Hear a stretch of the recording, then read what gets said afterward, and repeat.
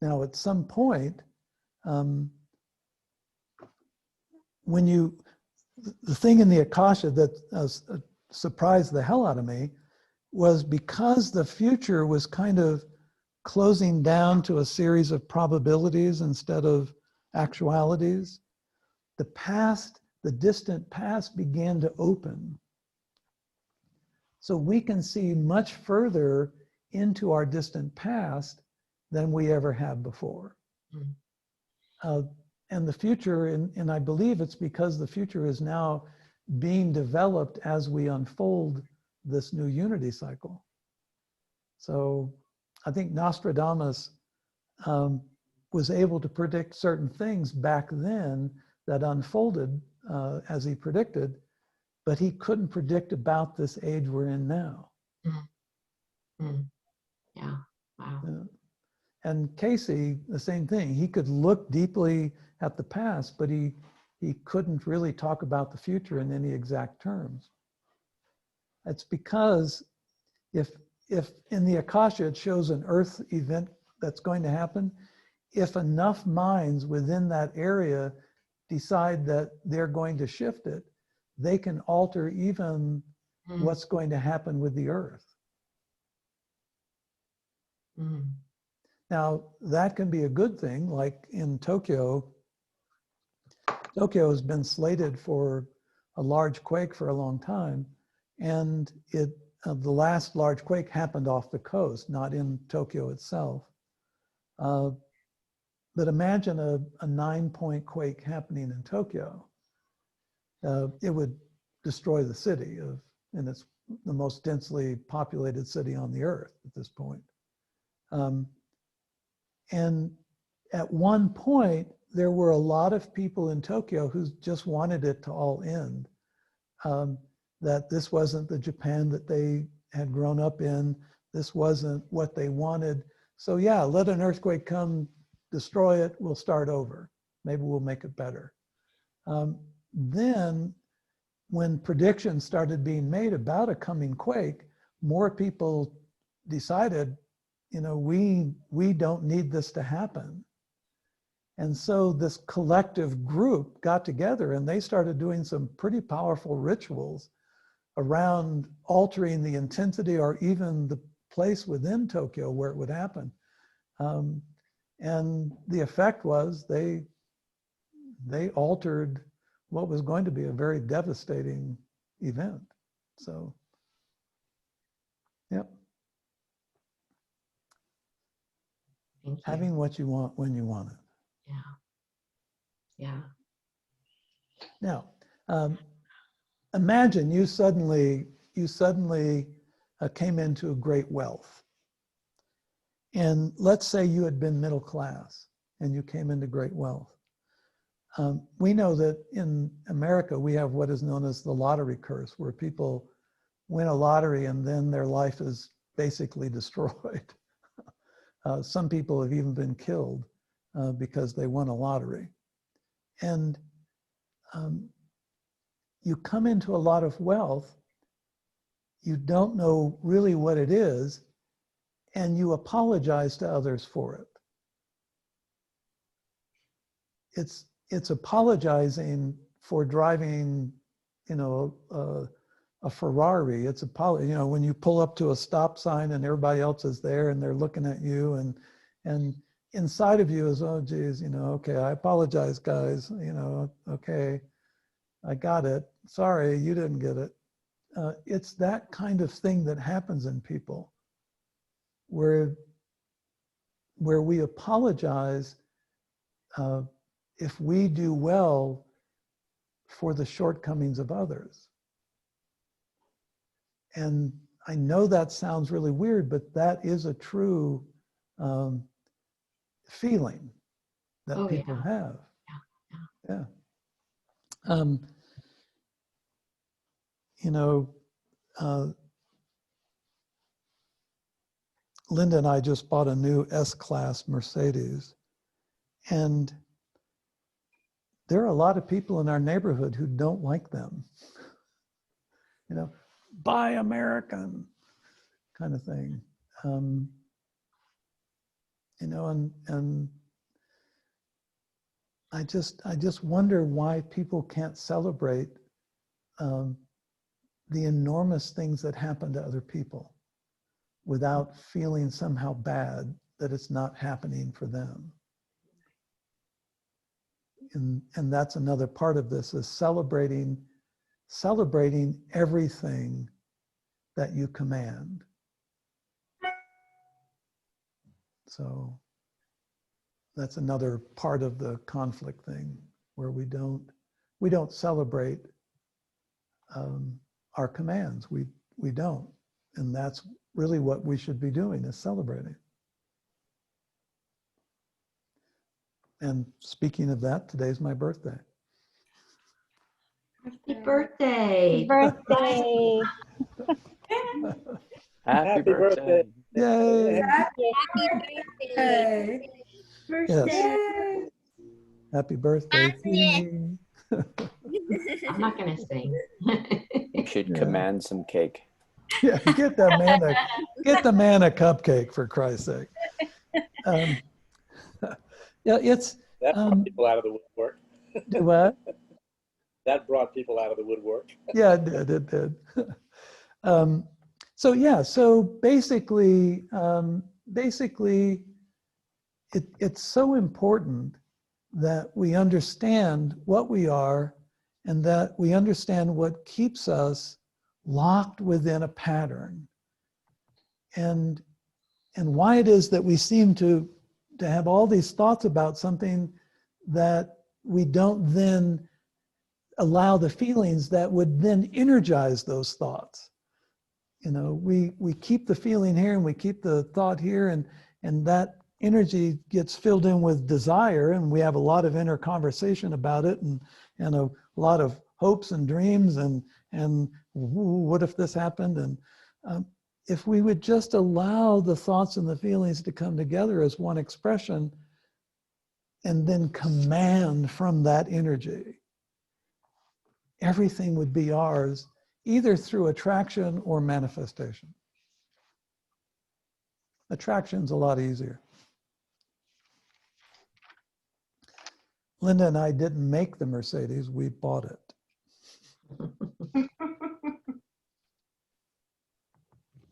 So. Well, and I just thought of what you were talking about when you were telling the story when you were young, walking around the tree. And I heard that sentence differently now than when you said it. So, and I don't know if that's what you meant. I will be rich. And so the way most of us would hear it, well, I will be rich. I will be rich. But now I can hear, I will. Right. Basically, I will. And then exactly. Be rich. Yeah, I'm we're going to take a break, and then I'm going to PDF something to all of you. It's a very ancient word formula that invokes the presence of angelics and elementals, and when you do it, you have to be really clear about what it is you want, and making sure that what you want isn't born out of some inner conflict. Like often what we want is born more out of something that we feel we don't have, as opposed to something that we will be. So, or we will to be. So I'll PDF everyone on that. And yeah, it's, I've worked with that invocation in Japan a lot, and it's very powerful. There's been some really powerful effect of it. So, Gary, that one's on the Knowing Way online, right? right. Yeah. And how important is pronunciation? Because there are definitely beings I've never even seen those words before. Right. The way they're spelled is almost phonetical. So if you would just sound out I can, on the break, I'll get a copy of it and I'll read through it. That would be nice to hear it. I Yeah. work with it as well, but I know I'm not the same. Yeah, and the thing is, it's again, it's a formula, and there are places within the formula where you put in your will, as opposed to just what's there. You then take that section and say, you know, I will this, as opposed to what's already written there. So let's take a break. Good. And it's 12:08. Let's do 12:20 when we come back. Okay, so we're just unmuting. We're not. Yeah, I'll stop the recording. I'll pause it. I won't, okay. And then we'll come back in about 12 minutes. Okay. Okay. Recording again. We are recording. We're live in 3, 2, 1.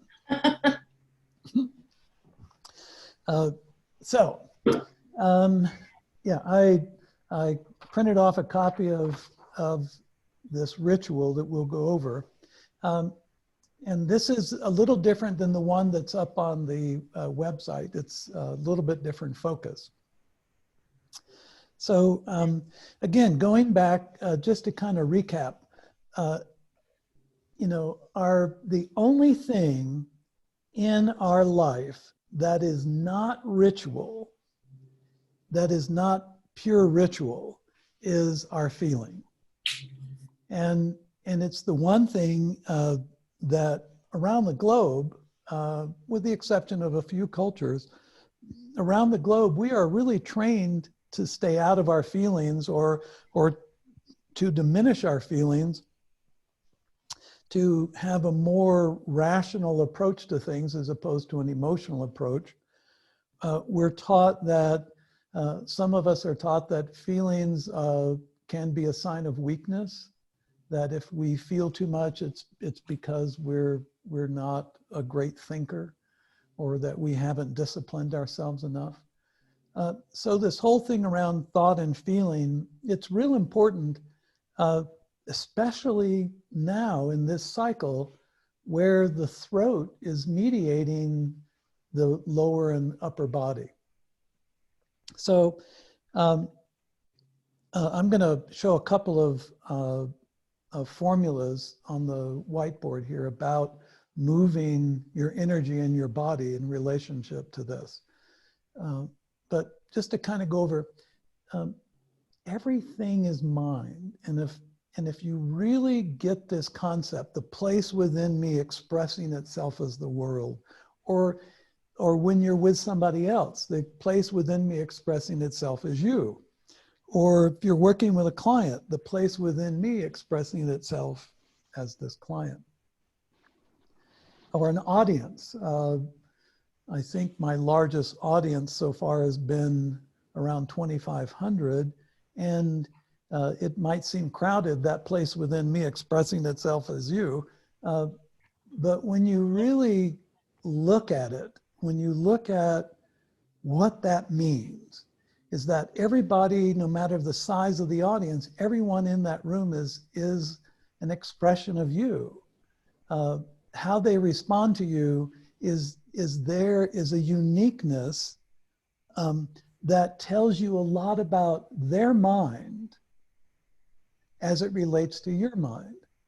And so in relationships, and this is in this new age, this new cycle of unity, being able to realize that no one can say anything about you. They can only share their version of you that is within their mind. They're not, when they say something about you, whether it's a positive or a negative, it only tells you about them. It doesn't tell you about you. And this is where a lot of people get lost in kind of how the mind, everything is mind works, is that, you know, we can go through our life seeing ourselves as separate from everything, or we can go through our life seeing ourselves as everything expressing as us. And when I worked with the Cherokee Indians in North Carolina, a guy by the name of Hawk Littlejohn, he's since gone on to adjacencies, and Hawk would say a similar thing, not those exact words, but he would touch his heart, and he would just hold his hand out, and you could literally feel the energy moving through you from just him holding his hand. When we would go to get the trees to make the sweat lodge, he would have gone out the day before and blessed the tree. And when we went to get the tree had drooped over, the spirit had left the tree, and the tree had drooped over in such a way that it was a natural formation of the sweat lodge. So Hawk was one of those people that he was a shaman for the Cherokees, a healer, where he understood the concept that everything is mind, that we have relationships in this world with everything, and our mind expresses as everything. So yeah, Saint Francis of Assisi, another one who we could use as an example for that. You know, he famously awoke one day in a gathering in a plaza and stood up and took off his clothes and folded them neatly and said, please, to his dear friend, please give these to the woman who used to be my mother, or who was my mother. Because he then saw himself as not being from her, but that his whole experience with her was his mind. So I know that that's a very interesting concept, but anyway. Any thoughts we should cover from the earlier time? I'd like to make a comment. Okay. This is it. Okay. It's just that, you know, I'm being very quiet, but I'll tell you, I am writing notes so fast. And I hope the recording will be available, because I'm taking notes as to when you said something so I can go back and listen to it again. But I'm just being overwhelmed with so much great information. And I already know how I'm going to use a bunch of it. And the rest of it, I have no clue at this point. And I just want you to know that while I may not understand it all right now, I very much appreciate it. That's it. Well, thank you. Yeah. I'll take that as a birthday present. Yeah. Anybody else have? Hi, Gary. Hello. This is Miyuki. Thank Hey, you for your. Miyuki. Has been beautiful. I'm in bliss from the beginning of this presentation. Thank you and happy birthday. I wasn't really clear when you talked about Nostradamus and also Edgar Cayce, and the trend right now is different from their time. Can you say more about that? When you said the past is expanding, I just kind of lost it. Okay. So for a long time, so when Akashic readers would go into the Akasha, have the full access to the Akasha, and they would want to look at the past seemed to only go back so far, about 27,000 years is in our current understanding of time. And as soon as we entered into this, we crossed the midpoint of the transition cycle or transition phase into this unity cycle, fully now in it. The past began to explode really in an amazing way, that you could look 1 million years back into humanity. But in the future, it was almost like the past was expanding and the future was collapsing. And the reason for that, the past is totally recorded. It's all there. Nothing can be added, nothing can be subtracted. It's a solid record of everything. Whereas the future now is being decided as we awaken, as more and more people awaken, become more and more enlightened, you know, that now is being created as we go along, as opposed to having a record of the future. We are now seeing the future basically being generated and created by us. So because I don't know why, and no one that I know who accesses the records really understands why the past expanded, why it was kind of off limits before. It seemed like somehow we were being restricted or something was restricting it. But now that we're in this unity cycle, you can look at 206 million years of history on Earth that involves eternal souls. And some of it is very strange.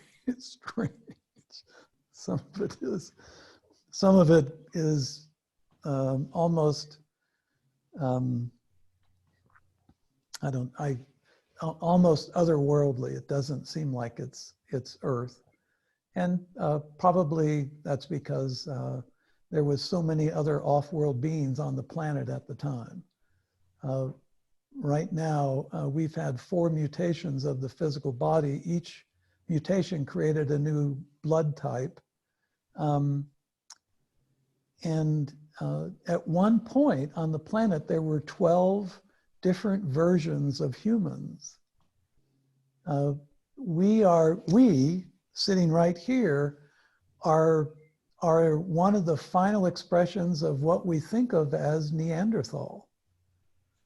You know, we tend to think of Neanderthal as that really brow ridge and small cranial cavity and more primate-like. But we are primates, basically, in the Akasha. That's what they would classify us as primates, but Neanderthal. So, yeah, it's no one knows why it was not allowed, and then suddenly it was. Hey, Gary, I have a question. Sure. Hi, Gary. It's Karima. Happy Hi. birthday. Hi, Karima. I'm over here watching it with JD. Okay. At the break, we were talking about and wanting, or both of us needing a little bit more clarity when you were talking about the mystical mindset, that the feeling comes first, and then after that, thought, word, and action. So my question, our question is, where are the feelings coming from? Because normally it's, well, I can control my thoughts, or at least work on them to be the most positive to get the desired outcome I want. But my feelings, are they coming from the physical state of being or the collective unconscious? Or it's like, or for the people that were around, you know, that were picking up on their feelings? And I'm just looking for. So feelings rise up out of the collaboration of the body, spirit, and soul. It's not like one chakra over the other, where it's literally it's where the joining of the collaboration is. That's where our feelings come from. And most of the feeling we have, like our intuition, is body driven. Our physical body is precognitive to 90 days. It knows everything that's going to happen within a 90-day period. And when you combine that precognitive state, that intuitive state, with the spirit, which, you know, brings to this incarnation many experiences from past incarnations, that it then joins with that precognitiveness. And the soul is eternal, so it sees beyond time and space. So your feelings literally are like,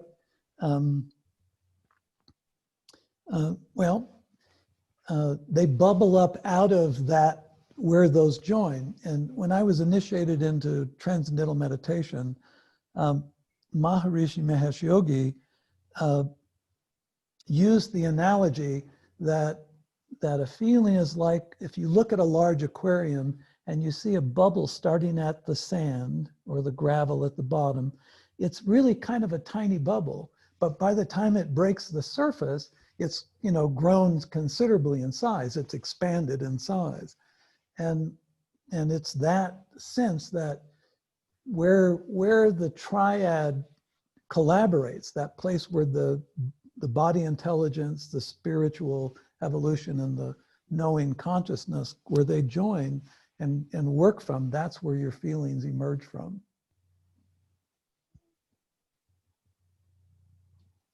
So, And, please.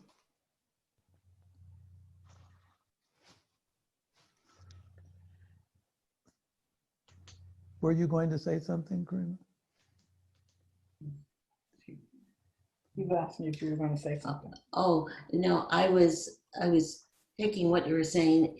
It made things a little more clear to me, because part of what I was thinking was the condition of my body, part of where these feelings were coming from. And so you said yes, which also makes sense why we're encouraged during this process to do everything that we can to purify our bodies, or take better care, eat better, everything like that. And then I guess, to be honest, I have to think about everything that you said and put it all together in my mind, but I have a better sense. Mm-hmm. So thank you for that. Mm-hmm. Yeah. And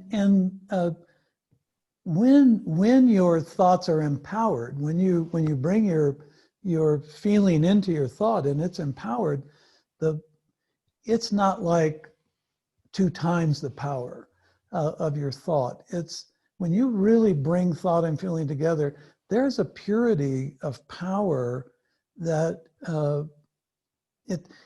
there's no real way to describe it, but the innocence, it's just this simple innocence. And when you speak from that innocence, and innocent meaning no conflict, an innocent being is a being without conflict.